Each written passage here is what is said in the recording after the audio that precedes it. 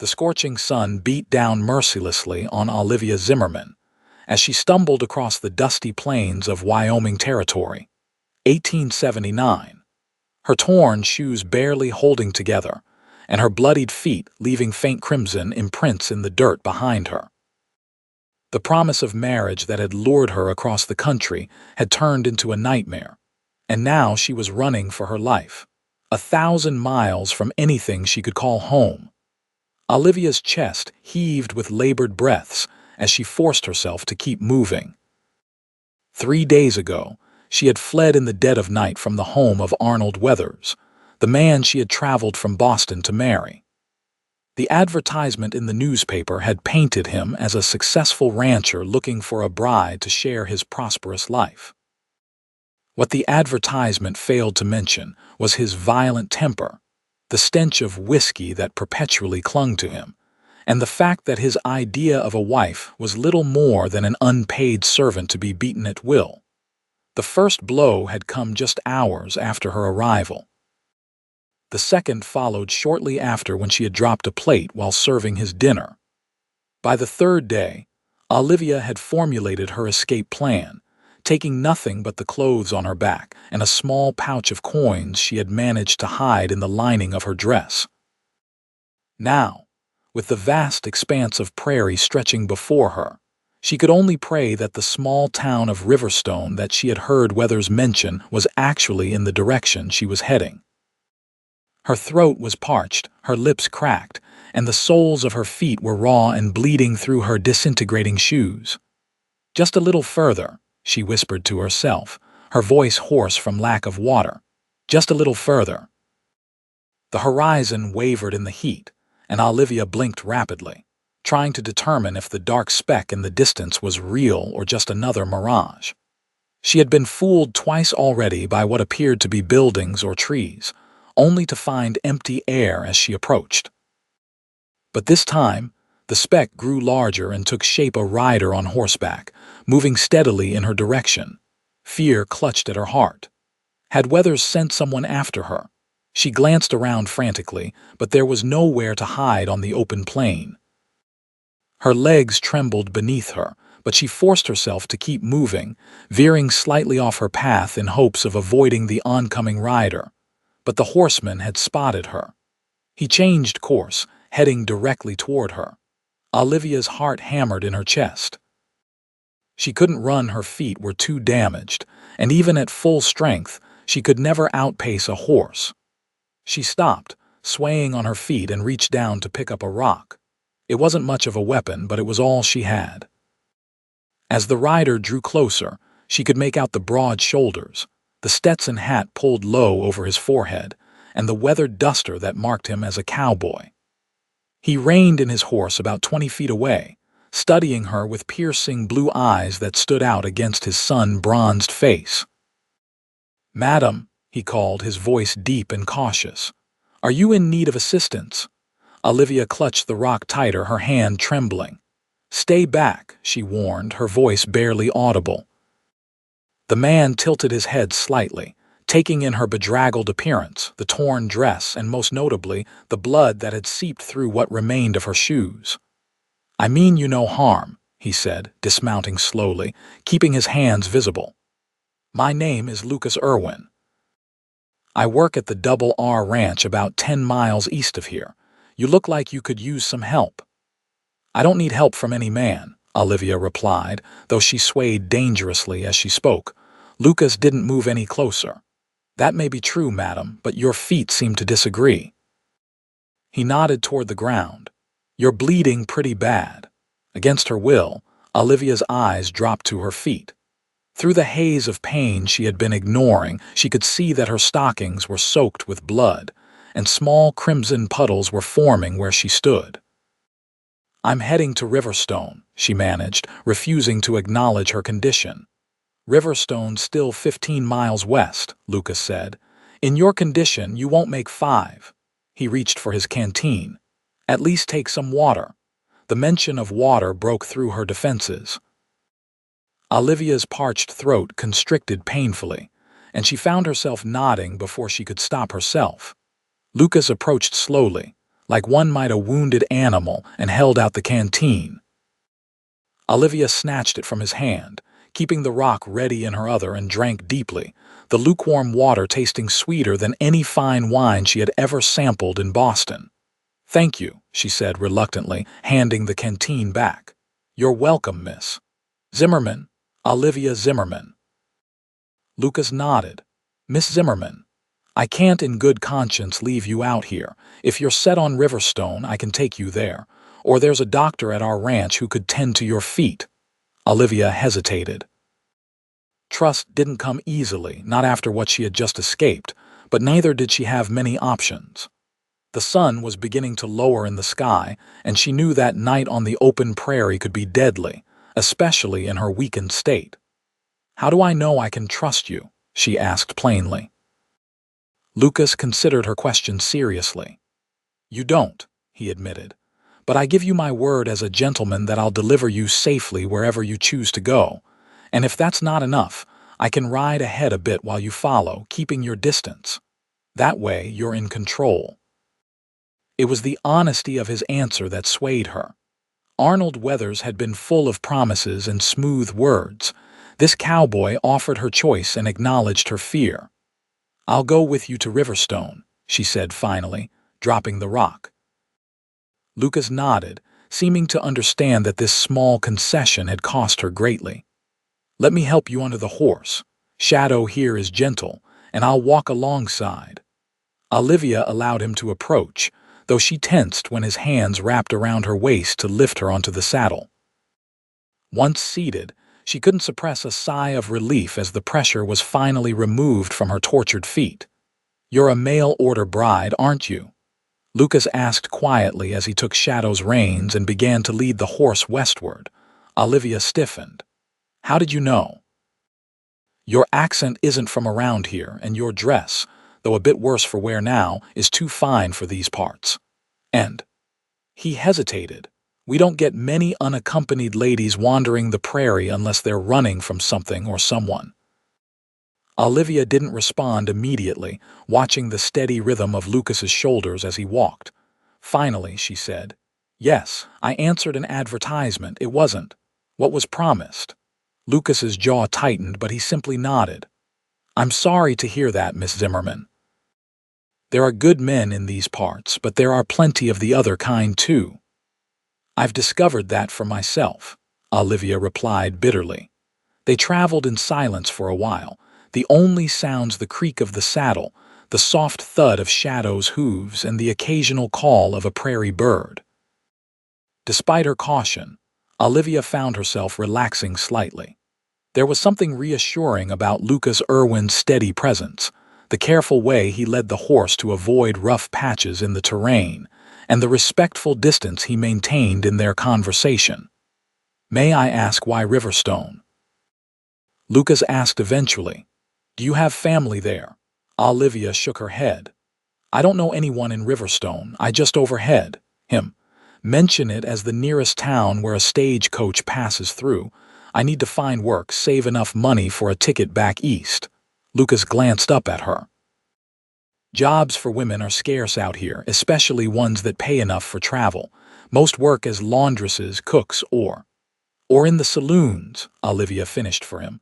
"I'm aware. I'll do what I must." A frown crossed Lucas's tanned face. "There might be other options." "The Double R employs a schoolteacher for the rancher's children. The current one, Miss Harding, is leaving to be married next month." "I'm not a teacher," Olivia admitted. "I worked as a seamstress in Boston after my parents died. It was a good position, but the wages were barely enough to survive." When the advertisement promised a better life out west, she trailed off, the foolishness of her decision still raw. "Can you read and write?" Lucas asked. "Of course," Olivia replied, somewhat indignantly. "My father was a bookbinder. Our home was full of books, and education was important to him." Lucas smiled slightly at her tone. "Then you're already better qualified than half the teachers who come through these parts. Just something to consider." The sun began to dip toward the horizon, painting the sky in hues of orange and pink. Lucas stopped and looked up at Olivia. We won't reach Riverstone before dark. There's a creek about a mile ahead where we can make camp for the night. The water's clean, and there's shelter in a small grove of trees. Olivia tensed again. Spending the night alone with a man she had just met went against everything she had been taught about propriety, yet the prospect of continuing to travel in the dark was equally daunting. Sensing her hesitation, Lucas said, "I'll keep my distance, Miss Zimmerman. You can have the bedroll and I'll sleep on the other side of the fire. But it's not safe to travel these plains at night. There are coyotes, snakes, and holes a horse can break a leg in." "Very well," Olivia agreed reluctantly. "But I want to be clear, Mr. Irwin. I have nothing to offer you in return for your help." A flash of something hurt, perhaps, or offense crossed Lucas's face before his expression smoothed back into polite neutrality. "I'm not expecting anything, Miss Zimmerman. Helping someone in need is just what decent folks do out here. The prairie doesn't forgive those who turn their backs on others." Chastened, Olivia nodded. "I apologize. Recent experiences have made me cautious." "No apology needed," Lucas replied. "Your caution is well-founded. I'd be just as wary in your position."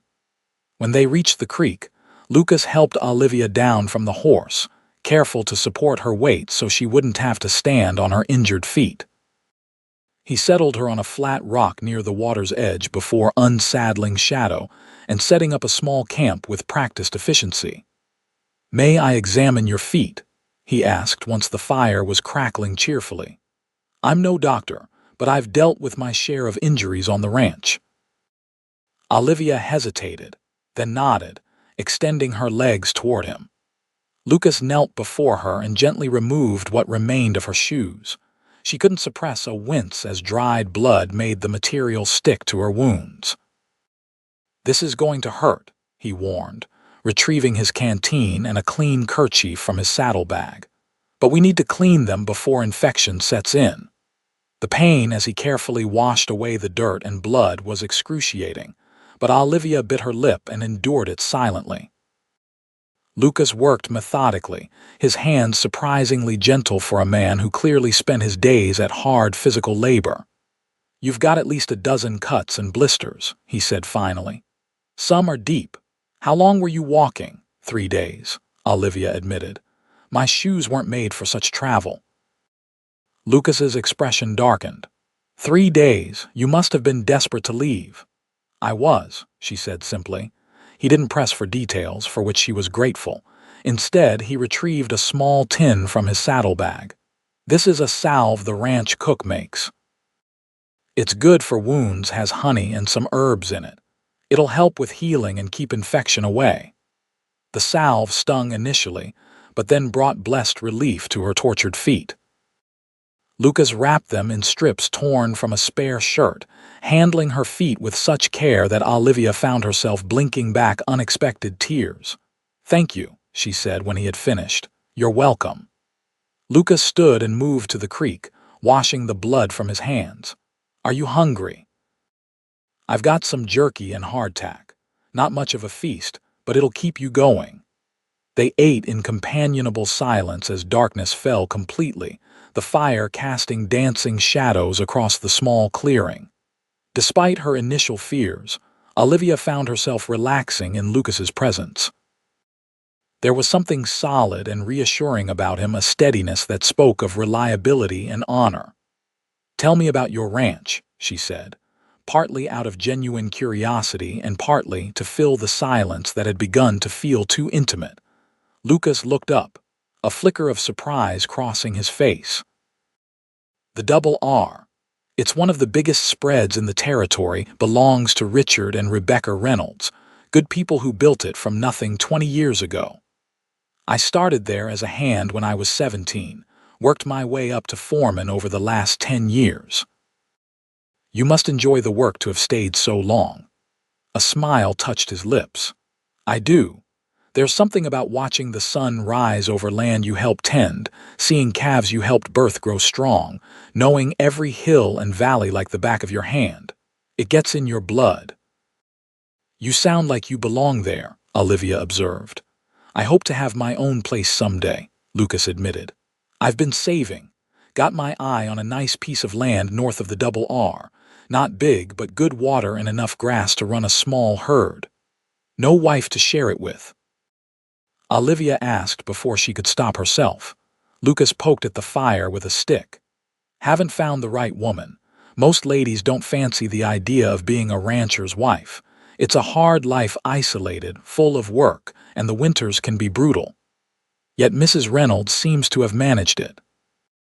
"She's exceptional," Lucas agreed. "Tough as old leather but kind where it counts. She was a schoolteacher in St. Louis before she came out here to marry Richard." "Like the position you mentioned earlier." Lucas nodded. "Similar, yes. The Double R has grown enough that several families live on the property now. They built a small schoolhouse 3 years ago." Olivia gazed into the fire, considering. A teaching position would be respectable and certainly preferable to working in a saloon. But it would mean staying in Wyoming territory, close to where Arnold Weathers might find her. "I should get some sleep," she said, changing the subject, "if we're to reach Riverstone tomorrow." Lucas respected her withdrawal, standing and retrieving his bedroll. "Take this." "I'll be fine with my coat." Despite her exhaustion, sleep proved elusive for Olivia. She lay awake, watching the stars overhead and listening to the soft sounds of the prairie night, punctuated by the occasional stir of the fire as Lucas added another stick. She could see his silhouette across the flames, leaning against his saddle, hat pulled low over his eyes. He had kept his word about maintaining his distance, yet she felt oddly protected by his presence.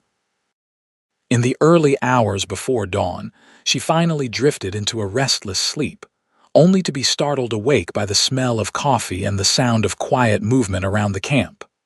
"Morning," Lucas greeted her, kneeling beside the fire where a small pot was beginning to boil. "Hope I didn't wake you." "Thought we might get an early start." Olivia sat up, wincing as the movement reminded her of her injured feet. "Good morning." She tried to smooth her tangled hair, suddenly conscious of her appearance after days on the run. Lucas pretended not to notice her discomfort, busying himself with preparing a simple breakfast of coffee and the last of his provisions. "How are your feet feeling?" "Better," Olivia said, though that wasn't entirely true.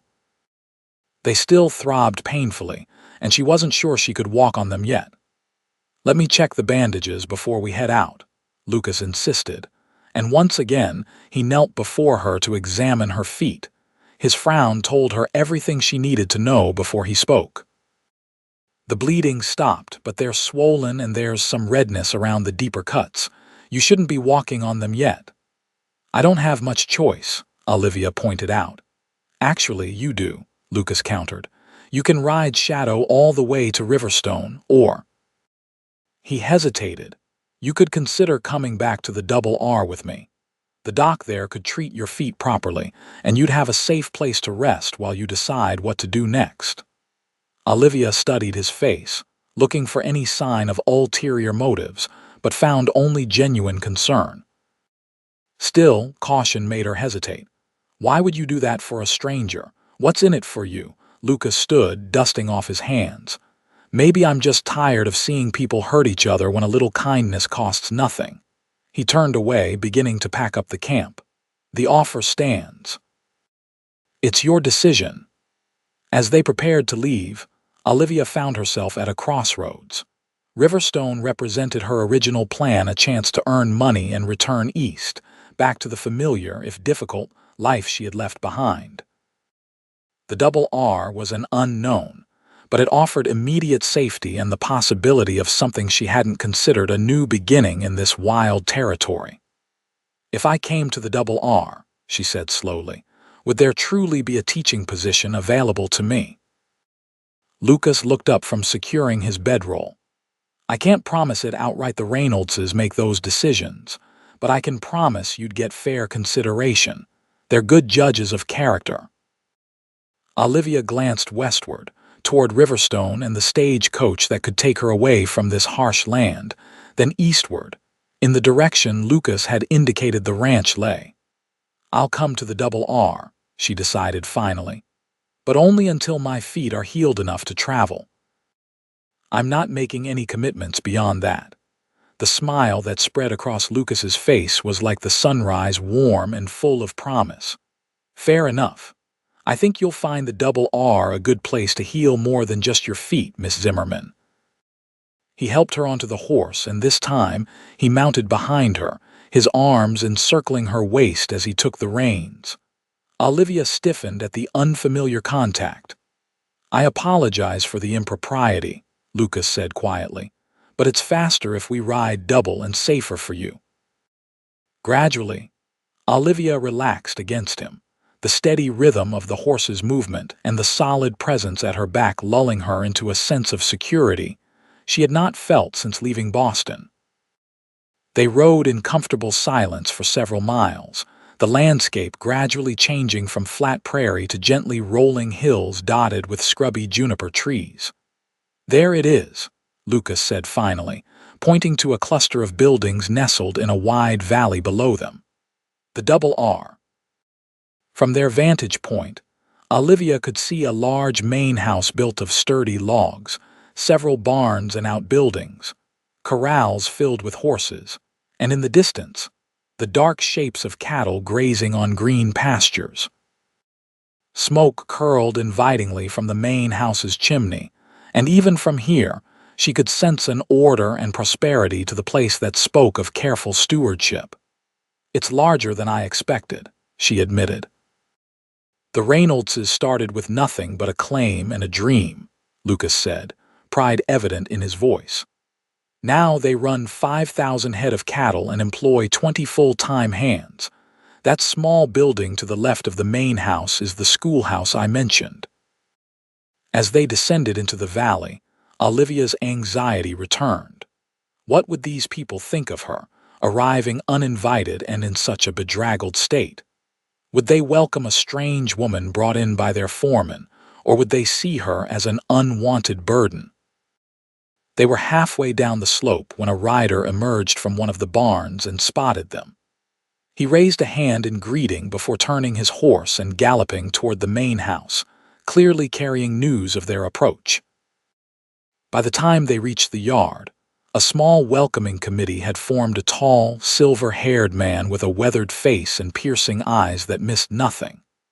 A woman of similar age, her gray hair pulled back in a neat bun, wearing a practical dress and a concerned expression, and a younger man who bore enough resemblance to the older couple to be clearly identified as their son. Lucas drew Shadow to a halt and dismounted, then reached up to help Olivia down. When her feet touched the ground, pain shot through her legs, and she would have fallen if Lucas hadn't caught her, one arm around her waist. "Lucas, who do we have here?" The older woman asked, stepping forward with a mixture of curiosity and concern. "Mrs. Reynolds, this is Miss Olivia Zimmerman. I found her yesterday, about 25 miles west. She's in need of medical attention and a safe place to stay for a while." The slight emphasis on the word safe wasn't lost on anyone present. Rebecca Reynolds's eyes softened as she took in Olivia's condition. "You poor dear. You look half-starved and completely exhausted. James," she turned to the younger man, "fetch Dr. Mitchell. And have Martha prepare a hot bath and some clean clothes." She approached Olivia and gently took her arm. "Come inside, Miss Zimmerman. Whatever trouble you're running from can wait until you're properly cared for." The directness of her assessment startled Olivia, but there was nothing but kindness in the older woman's manner. She allowed herself to be led toward the house, Lucas supporting her other side. "Richard," Rebecca called over her shoulder to her husband, "have one of the hands take care of Lucas's horse and then join us inside. I think we all need to hear this story." The interior of the Reynolds home was a revelation to Olivia. She had expected frontier austerity, but while the furnishings were practical, they were also comfortable and spoke of refinement. Polished wooden floors, a large stone fireplace, chairs upholstered in good fabric, and shelves lined with books created an atmosphere of civilized comfort that seemed almost miraculous after her days on the run. Rebecca settled Olivia in a cushioned chair near the fire and instructed a maid to bring tea and something to eat. "Now, dear, while we wait for the doctor, perhaps you could tell us how you came to be wandering the prairie alone." Under the sympathetic gaze of Rebecca Reynolds, the whole story spilled out of Olivia: her parents' deaths, the struggle to survive in Boston, the allure of Arnold Weathers's advertisement, her journey west full of hope, and the crushing reality of what awaited her.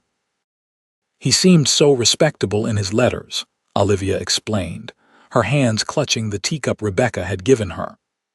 "He wrote of a comfortable home, a prosperous ranch, and a desire for a cultured wife to share his life. The reality was a run-down shack, a few scraggly cattle, and a man who—" She swallowed hard, "who saw a wife as property to be used and disciplined as he saw fit." Rebecca's expression hardened.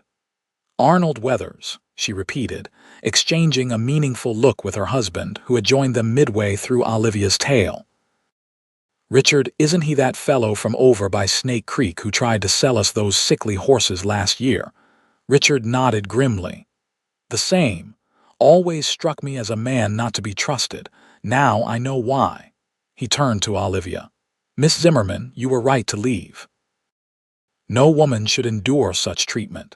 "But I'm concerned," Rebecca added. "If he paid for your passage west, he may feel entitled to find you. These mail-order arrangements sometimes have legal complications." "I signed no papers," Olivia assured her. "The agreement was informal, his advertisement, my reply, and the money he sent for my travel. There was no contract." "That's fortunate," Richard said. "Still, a man like that might not be deterred by legal niceties." He glanced at Lucas, who had remained standing quietly near the door. "We'll need to keep an eye out. If he comes looking, he'll likely check Riverstone first, but he might eventually make his way here." "He won't touch her," Lucas said, his voice quiet but firm. A knock at the door interrupted them, and James returned with a middle-aged man carrying a doctor's bag. Introductions were made, and Dr. Mitchell immediately set to examining Olivia's feet with professional detachment. "These are nasty wounds, young lady," he pronounced after unwrapping Lucas's bandages. "Your lucky infection hasn't set in too deeply.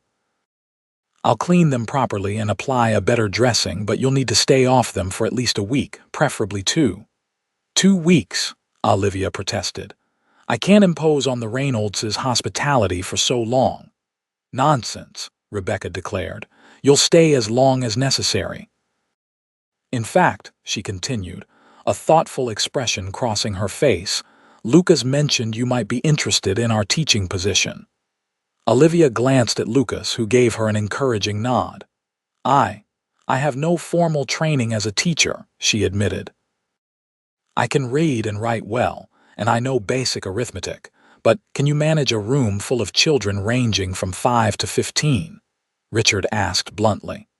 "Some eager to learn, others who'd rather be anywhere else. Can you be firm when needed but patient with those who struggle?" Olivia considered the question honestly. "I believe I can. In Boston, I helped care for the younger children in our building while their parents worked. I enjoyed teaching them their letters and sums."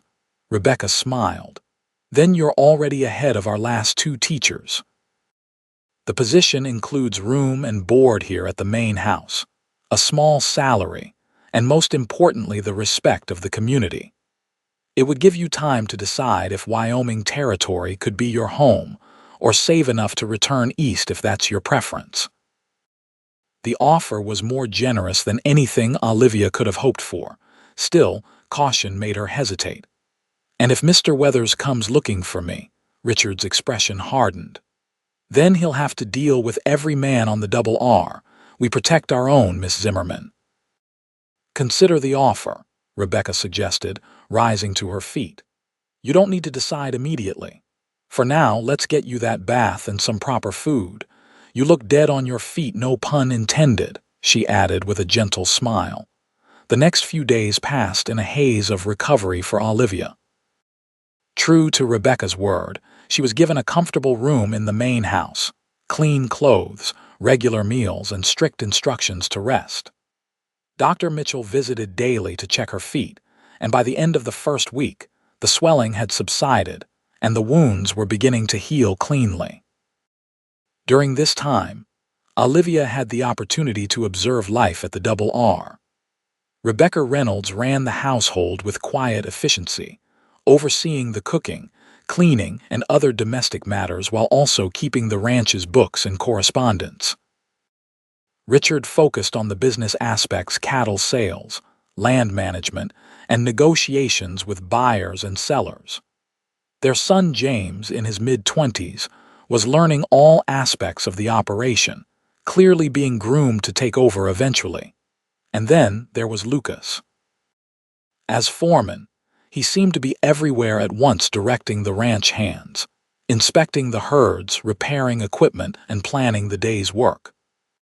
Yet somehow, he always found time to stop by the house, ostensibly to report to Richard, but inevitably ending up spending a few minutes in conversation with Olivia. These visits became the highlight of her days. Lucas brought news of the outside world, funny stories about the ranch hands' antics, and occasionally small gifts: a wildflower he had spotted on his rounds, a particularly interesting rock, or once, a small carved wooden horse that he admitted somewhat sheepishly to having made himself during the evenings. "You're very talented," Olivia said, examining the delicate carving. "The detail in the mane and tail is remarkable." Lucas ducked his head, embarrassed by the praise. "My father taught me. He was a carpenter before he tried his hand at ranching. Didn't have much luck with cattle, but he could make just about anything from wood." "Where is your family now?" Olivia asked, realizing she knew very little about his background. A shadow crossed Lucas's face. "Gone. Influenza took my parents and younger sister the winter I turned 16. I worked odd jobs for a year before finding my way to the Double R." "I'm sorry," Olivia said softly, understanding all too well the pain of losing family. "It was a long time ago," Lucas replied, though his eyes still held a trace of old grief. "The Reynoldses have been like family since. Richard taught me everything I know about ranching." As the days passed, Olivia found herself drawn more and more to this quiet, steady man. Unlike Arnold Weathers, whose charm had masked a cruel nature, Lucas's somewhat reserved exterior hid a depth of kindness and integrity that revealed itself in his actions rather than his words. He was respected by the other ranch hands not because they feared him, but because he never asked of them anything he wouldn't do himself. By the beginning of her second week at the Double R, Olivia had made her decision. When Rebecca broached the subject of the teaching position again over breakfast, Olivia accepted gratefully. "I'd like to try, at least," she said. "I can't promise I'll be good at it, but I'll do my very best." Rebecca beamed. "Excellent. The children will be delighted. Our current teacher, Miss Harding, can show you her methods before she leaves at the end of the month. The school term starts again in 2 weeks, which should give your feet plenty of time to heal completely." Later that day, with Dr. Mitchell's permission, Olivia took her first tentative steps outside. She made her way slowly to a bench in the small garden Rebecca maintained beside the house, reveling in the fresh air and sunshine after days confined indoors. She was so absorbed in watching a hummingbird flit among the flowers that she didn't notice Lucas approaching until he spoke. "It's good to see you up and about, Miss Zimmerman." Olivia started slightly, then smiled up at him. "Dr. Mitchell finally declared me fit for short walks. And please, after all you've done for me, I think you might call me Olivia." Lucas smiled, the expression transforming his serious face. "Olivia, then, and I'm just Lucas. Mr. Irwin makes me feel like I should be looking over my shoulder for my father." He sat beside her on the bench, maintaining a respectful distance. "Mrs. Reynolds tells me you've accepted the teaching position," Olivia nodded. I have. It seems like a good opportunity and I'm grateful for it. She hesitated, then added, I never properly thanked you, Lucas. If you hadn't found me that day. But I did find you, he interrupted gently. And I'd do it again in a heartbeat. Their eyes met, and something passed between them, a recognition, perhaps, of kindred spirits who had both known loss and found strength in its wake. The moment stretched, charged with unspoken emotions, until Lucas cleared his throat and looked away. I should get back to work, he said, rising reluctantly. The men are branding calves in the south pasture today, and it's always a chaotic business. Of course, Olivia replied, feeling strangely bereft as he stepped away. Will I see you at supper? Lucas nodded. I usually eat with the Reynoldses when we're not on the trail. Until then, Olivia. As he walked away, Olivia realized with a start that sometime during the past week, her plans had shifted. The idea of returning east no longer held the same appeal. Instead, she found herself imagining a future here at the Double R, teaching the ranchers' children, becoming part of this community, and perhaps. She cut off that line of thinking. It was too soon to be considering such possibilities, especially with a man she had known for such a short time. Yet she couldn't deny the quickening of her pulse whenever Lucas was near, or the way his rare smile seemed to illuminate something long dormant within her. The next week passed in a whirl of activity as Olivia prepared to take on her new role. Miss Harding, a pleasant young woman eager to begin her married life, showed her the schoolhouse, introduced her to the dozen children who would be her pupils, and shared her teaching materials and methods. Don't let the Thompson boys intimidate you, Miss Harding advised. They talk big, but they're good-hearted underneath all that bluster. And little Mary Carson is shy as a field mouse, but if you can draw her out, you'll find she's remarkably bright. Olivia absorbed everything eagerly, making notes and plans, determined to prove worthy of the trust the Reynoldses had placed in her. When she wasn't at the schoolhouse, she helped Rebecca with household tasks, insisting on earning her keep even before her official duties began. Throughout this time, her friendship with Lucas continued to deepen. He began to escort her on longer walks as her feet healed, showing her the ranch and telling her stories of its history. Sometimes they rode together, Lucas teaching her to handle a gentle mare named Daisy that Rebecca used for light travel. It was during one of these rides, about 3 weeks after her arrival at the Double R, that Lucas brought up the subject of Arnold Weathers. There's been word from Riverstone, he said as they let their horses drink from a small stream. A man matching Weathers's description has been asking about a young woman from the east. He's been to every ranch and homestead within 20 miles of the town. Olivia's hand tightened on Daisy's reins. He's looking for me. Yes, Lucas confirmed, but he doesn't know you're here yet. The Reynoldses are well respected, and no one who's heard the story of how you came to be at the Double R would willingly send Weathers in your direction. Yet he'll eventually work his way here, Olivia said, fear coiling in her stomach. What then? Lucas's expression was resolute. Then he'll find that you're under the protection of the Double R. Richard has already spoken to Sheriff Taylor in Riverstone, making it clear that you left Weathers of your own free will and have established yourself here legally. Will that be enough to stop him? Olivia asked doubtfully. If not, there are other measures, Lucas assured her, his hand unconsciously moving to the pistol at his hip. But I don't think it will come to that. Men like Weathers are usually cowards at heart. Once he realizes you're not alone and defenseless, he'll likely move on. Olivia wanted to believe him, but the memory of Weathers's rage was still too fresh. She had seen the violence he was capable of, and the thought of him bringing that violence to the peaceful Double R filled her with dread. I don't want to bring trouble to the Reynoldses after all their kindness, she said quietly. Perhaps I should leave, go somewhere he wouldn't think to look. Lucas turned to face her fully, his blue eyes intense. Running isn't the answer, Olivia. You deserve to build a life where you choose, not be driven from place to place by fear of that man.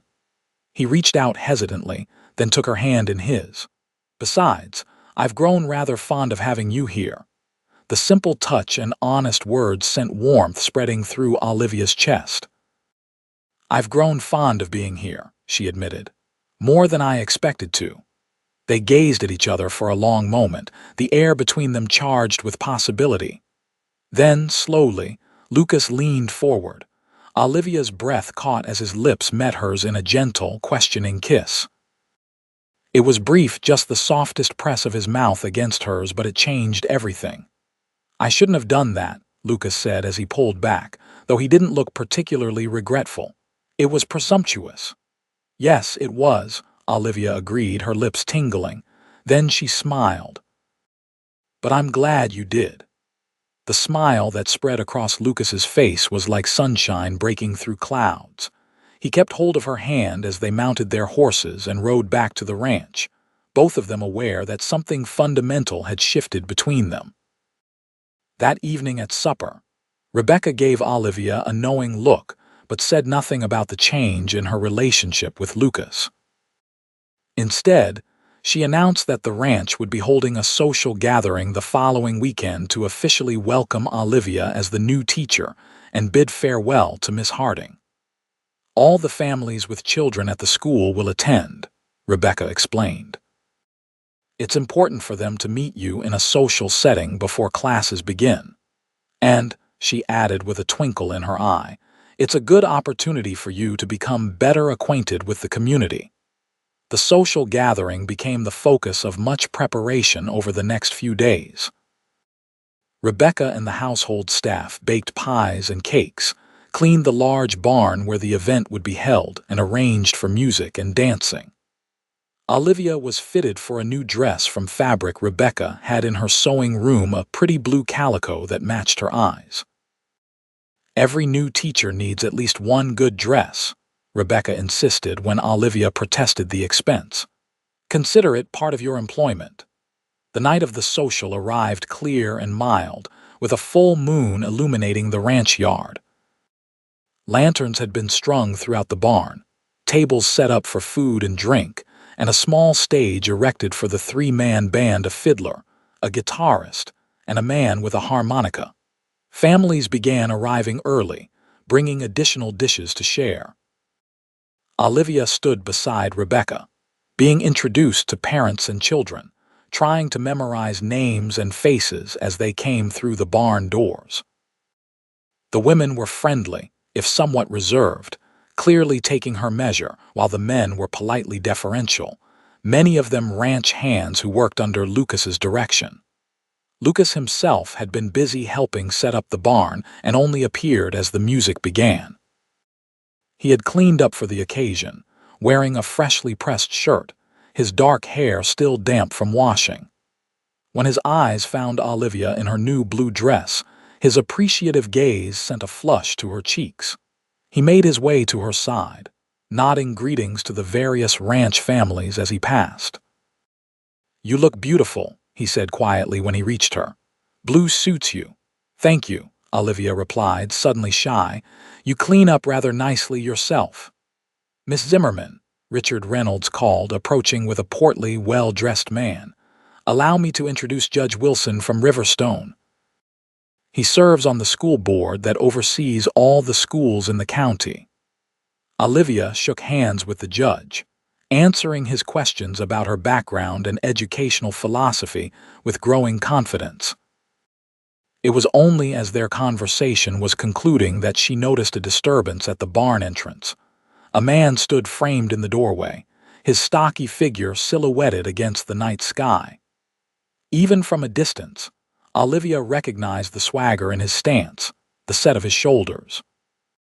Arnold Weathers had found her. Fear froze her in place as Weathers scanned the crowd, clearly searching for her. When his bloodshot eyes finally locked on hers, a triumphant sneer spread across his face, and he began pushing his way through the gathered families. "There you are, wife," he called, his voice carrying across the suddenly hushed barn. "Time to come home where you belong. Lucas was at Olivia's side in an instant, his hand at her elbow, steadying her. "Stay here," he murmured. Then he stepped forward, placing himself between Olivia and the approaching Weathers. "That's far enough," Lucas said, his voice level but carrying an unmistakable note of authority. "Miss Zimmerman isn't going anywhere with you." Weathers halted, his gaze flicking from Lucas to Richard Reynolds, who had moved to stand beside his foreman. "This is between me and my wife," he growled. "Don't interfere in a man's domestic affairs." "She's not your wife," Richard said calmly. "No marriage took place, and Miss Zimmerman is employed here at the Double R as our schoolteacher." Weathers's face flushed with anger. "I paid good money to bring her out here. She can't just run off and take up with another man." He jabbed a finger toward Lucas. "I've heard about you two riding all over the countryside together." Judge Wilson stepped forward, his judicial presence adding weight to the confrontation. "Mr. Weathers, I presume. I understand there was no legal marriage contract between you and Miss Zimmerman. Is that correct?" "We had an agreement," Weathers insisted. "I sent her the money for her passage. Did you have a marriage license? Were vows exchanged before a minister or justice of the peace?" The judge pressed. Weathers shifted uncomfortably. "Wasn't time for all that. She only just arrived when she ran off." "Then legally, she is under no obligation to you," Judge Wilson declared. "The money you provided was a gift, not a purchase price. Miss Zimmerman is a free woman, entitled to make her own choices." Olivia found her voice at last, stepping out from behind Lucas despite his protective gesture. "I left because you beat me," she said clearly, her voice carrying in the silent barn. "Because you lied about who you were and what you offered. I owe you nothing, Mr. Weathers, and I will never return to your home." A murmur ran through the crowd at her words. Several of the ranch hands moved closer, forming a loose circle around Weathers, their expressions grim. Weathers's hand moved toward his holster, but before he could draw, Lucas had his own pistol out and leveled at the man's chest.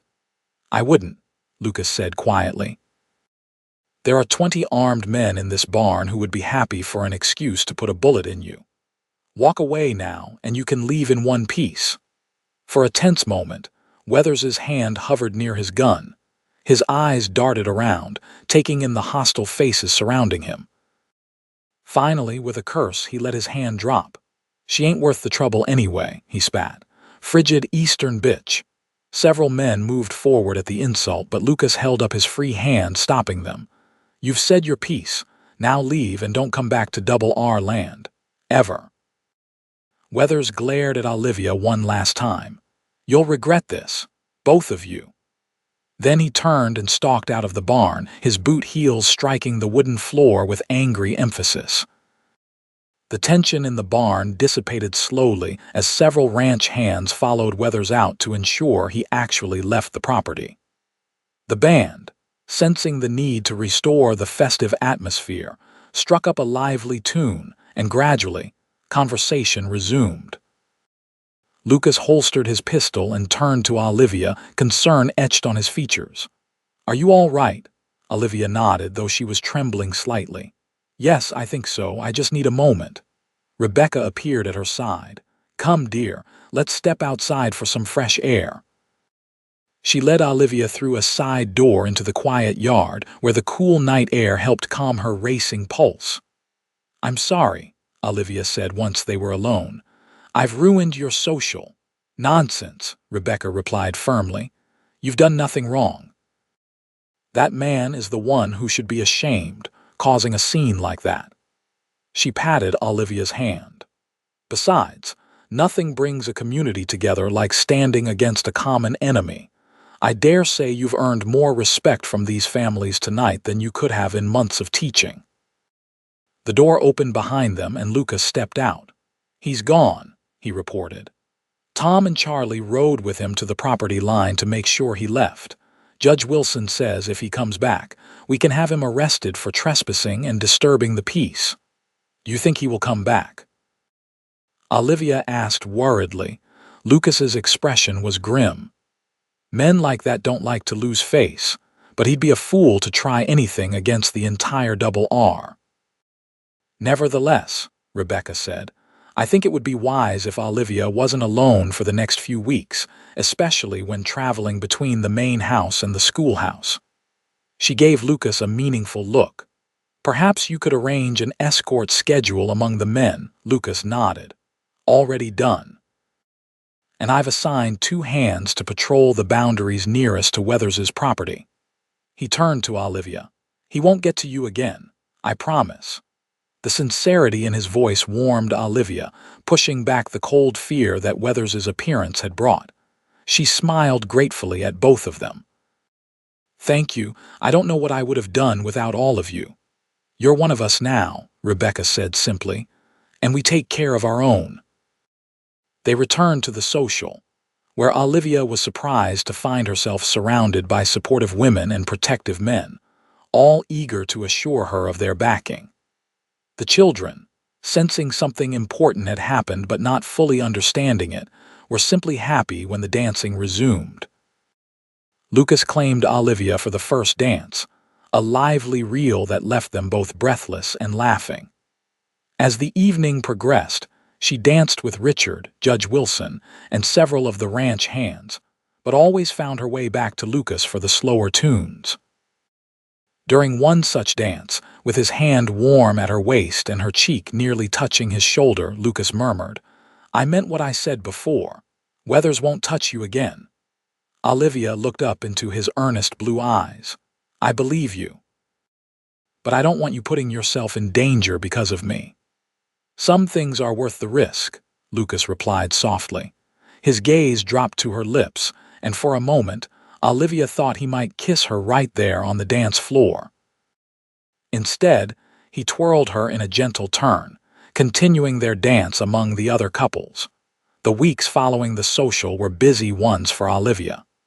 School began, and she threw herself into teaching with enthusiasm that quickly won over even the most reluctant students. The Thompson boys, despite Miss Harding's warnings, proved to be bright and engaged when given challenging material, and shy Mary Carson blossomed under Olivia's gentle encouragement. Lucas made a point of escorting her to and from the schoolhouse each day, though as time passed and there was no sign of Arnold Weathers, the other ranch hands assigned to protection duty were gradually reassigned to regular work. Still, no one believed the threat was entirely gone, and Olivia never quite lost the habit of glancing over her shoulder when outside alone. As autumn deepened toward winter, life at the Double R fell into a pleasant routine. Olivia taught during the day, helped Rebecca with household matters in the evenings, and spent as much time as possible with Lucas during his free hours. Their relationship grew steadily, built on mutual respect, shared laughter, and increasingly frequent moments of tenderness. It was on a crisp November afternoon, with the first snow of the season dusting the distant mountains, that Lucas took Olivia riding to his favorite spot on the ranch, a high meadow overlooking the valley, where the Double R spread out below them like a painting. It's beautiful, Olivia said, gazing at the panorama. You can see everything from here. This is where I come when I need to think, Lucas admitted, helping her down from Daisy, or when I need to make important decisions. Something in his tone made Olivia look at him more closely. And what decision brings us here today? Lucas took both her hands in his expression unusually solemn. Olivia, I know we haven't known each other long by some standards, but these past months have been the happiest of my life. I've watched you overcome fear, build a new life, and touch the hearts of everyone at the Double R, especially mine. Olivia's heart began to race as she realized where this conversation was heading. Lucas, please, let me finish before I lose my courage, he said with a self-deprecating smile. I've saved enough for that piece of land I told you about, the one north of here. Richard has agreed to let me buy it from him at a fair price and to help me establish my own small herd. It's not much yet, just 100 acres and a simple cabin, but it could be a start. For us. He reached into his pocket and withdrew a small wooden box, clearly handmade, with intricate carvings decorating its surface. When he opened it, a simple gold band nestled inside. "Olivia Zimmerman, would you do me the honor of becoming my wife? Of building a life with me here in Wyoming territory? I promise to cherish you, protect you, and walk beside you through whatever comes, for all the days of my life." Tears sprang to Olivia's eyes as emotion overwhelmed her. 6 months ago, she had been running for her life, her feet bleeding and her heart full of fear and disillusionment. Now she stood on a mountain meadow with a man who had quite literally met her halfway, who had earned her trust through actions rather than words, and who was offering her not just his heart but a true partnership. "Yes," she whispered, then more strongly, "Yes, Lucas, I will marry you." His face lit with joy as he slid the ring onto her finger. It was slightly large, but that hardly mattered as he drew her into his arms and kissed her with a passion that left her breathless. When they finally parted, both were laughing and crying at once. "I'll have the ring sized properly in Riverstone," Lucas promised, "and we can be married whenever you're ready tomorrow or next year. It's your decision." Olivia touched his cheek gently. "Not tomorrow, but not next year either. Perhaps after Christmas. That would give us time to prepare and for you to get the cabin ready." Lucas nodded, his eyes never leaving hers. "Christmas it is. Though I should warn you, winters are harsh here. The cabin is solid but small and will likely be snowed in for days at a time." "That doesn't sound so terrible," Olivia replied with a smile. "As long as we're together." They rode back to the ranch hand in hand, their horses walking close beside each other. The news of their engagement spread quickly through the Double R, met with congratulations and knowing smiles from those who had watched their relationship blossom. Rebecca was particularly delighted, embracing Olivia warmly. "I had hoped for this from the moment Lucas brought you here," she confessed. "You've brought a light back to his eyes that I hadn't seen in years." Richard was more practical but equally approving. "Lucas is the finest man I know, besides my own son. He'll make you a good husband, and you'll be a strength to him as he builds his own ranch. And," he added with a twinkle in his eye, "the Double R will still benefit from your teaching. We're not letting you go entirely." The weeks leading up to Christmas were a flurry of preparations. Lucas spent every available moment working on the cabin, adding a second room, installing glass windows ordered from Riverstone, and building furniture with his skilled hands. Olivia divided her time between teaching, helping Rebecca with Christmas preparations, and assembling the items she would need for her new home. News came from Riverstone that Arnold Weathers had sold his meager property and moved further west, apparently giving up his pursuit of Olivia. While this brought relief, Lucas and Richard maintained a cautious vigilance, unwilling to fully trust that Weathers would stay gone. As the wedding day approached, snow blanketed the land, transforming the Double R into a winter wonderland. The date was set for December 23rd, allowing the ranch to celebrate both the wedding and Christmas in one festive weekend. The morning of the wedding dawned clear and cold, the sun sparkling off the snow-covered landscape. Rebecca had transformed the main house for the occasion, decorating with pine boughs, red ribbons, and candles that filled the rooms with a warm glow. The ranch hands had cleared paths between all the buildings and constructed temporary benches in the large front room where the ceremony would take place. Upstairs, Olivia prepared with Rebecca and several of the ranch wives who had become friends over the past months. Her wedding dress, made by Rebecca's skilled hands, was of ivory satin with lace at the collar and cuffs, simple but elegant, and far more beautiful than anything Olivia could have imagined for herself when she'd first arrived at the Double R. "Something borrowed," Rebecca said, fastening a pearl necklace around Olivia's neck. "I wore these at my own wedding 30 years ago. They're beautiful," Olivia said, touching the cool pearls with trembling fingers. "Thank you." "And something blue," added Mary Thompson, one of the ranch wives, presenting Olivia with a delicate blue handkerchief embroidered with her new initials.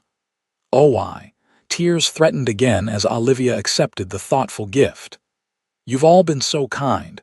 I never expected to find such friendship here." "You earned it," Rebecca said firmly.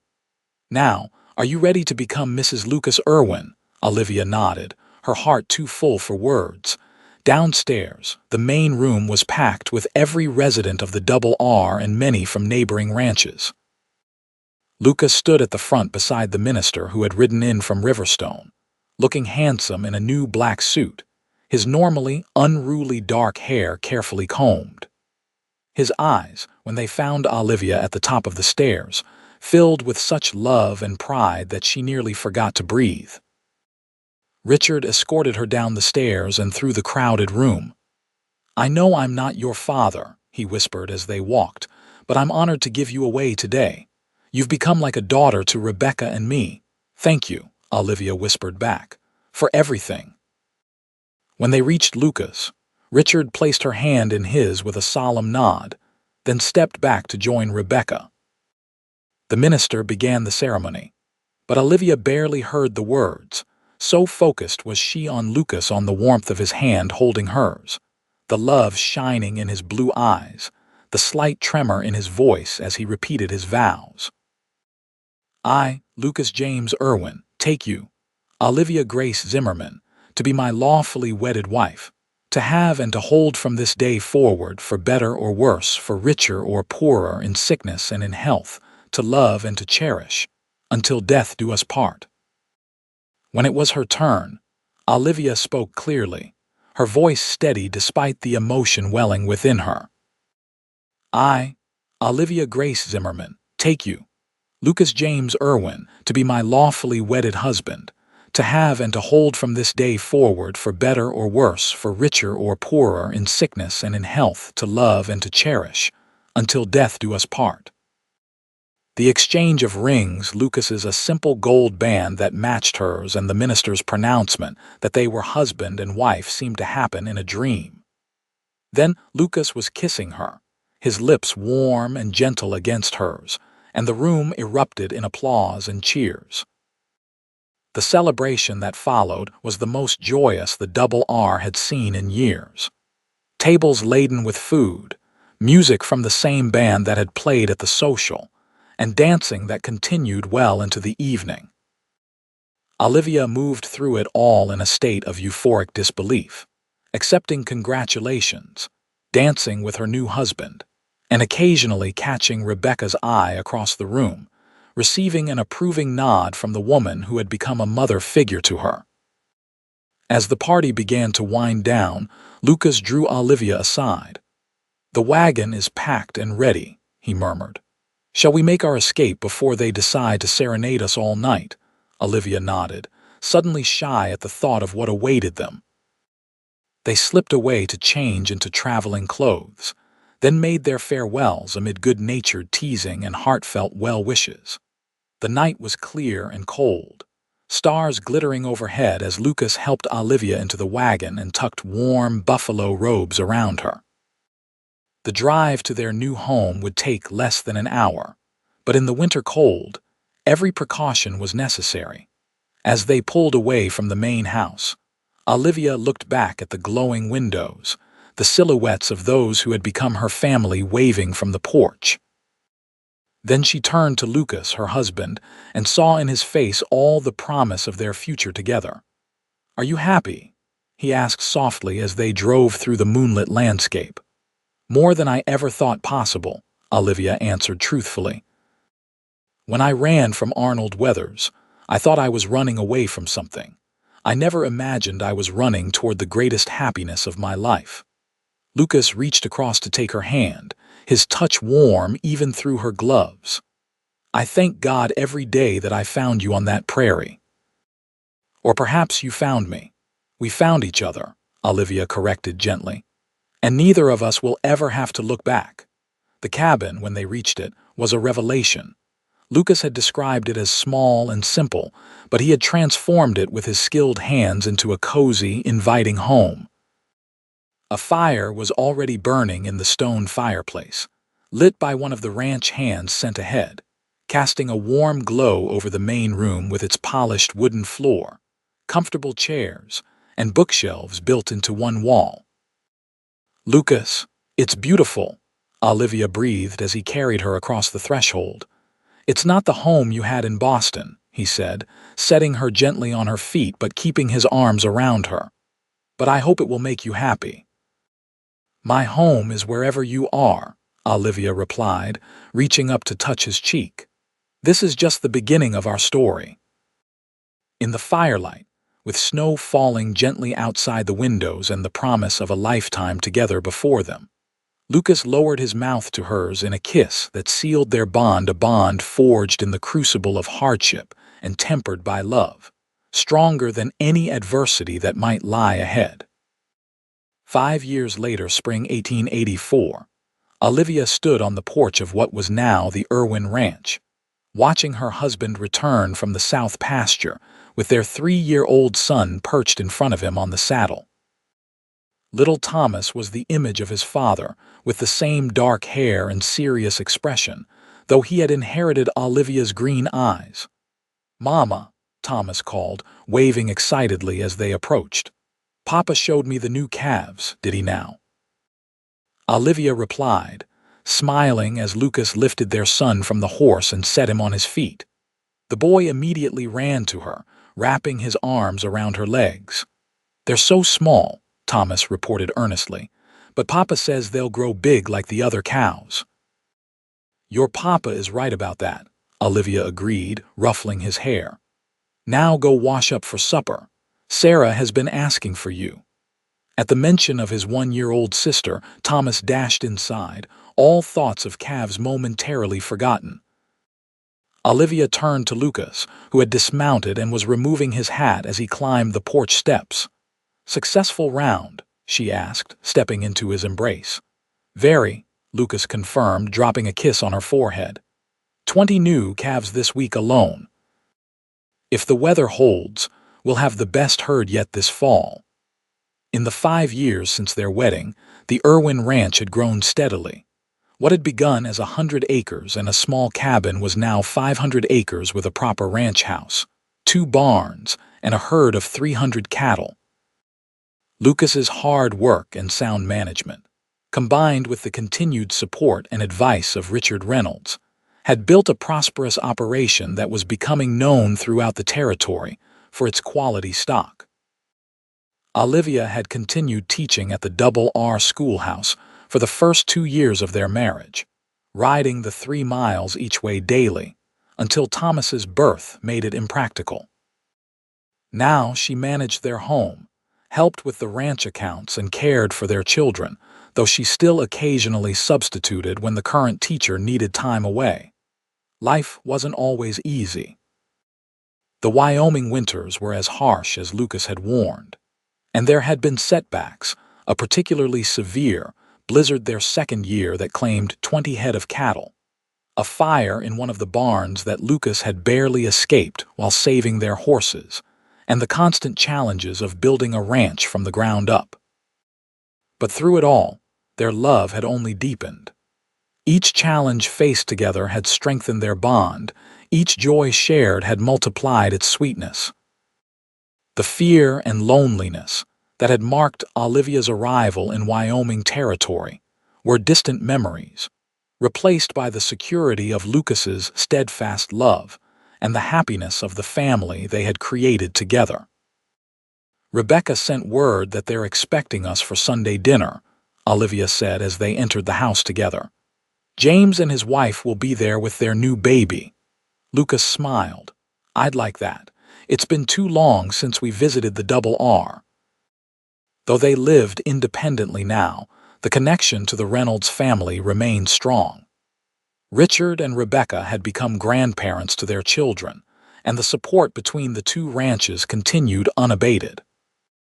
As they moved into the warm kitchen where Sarah sat in her high chair, banging a wooden spoon happily while their housekeeper, Mrs. Peterson, prepared supper, Lucas's arm tightened around Olivia's waist.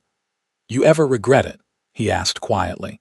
staying in Wyoming, marrying a simple rancher instead of returning to Boston. Olivia looked up at him, this man who had found her at her lowest moment and helped her build a life better than any she could have imagined. Never, she said firmly. Not for a single moment. Lucas's smile was all the response she needed.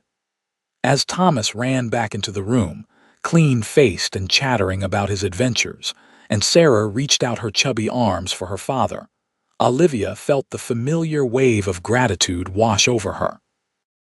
From the desperate flight that had left her feet bleeding on the prairie to this moment of domestic contentment, every step of her journey had led her here to a home filled with love, to a husband who had truly met her halfway, and to a life neither of them would ever look back from.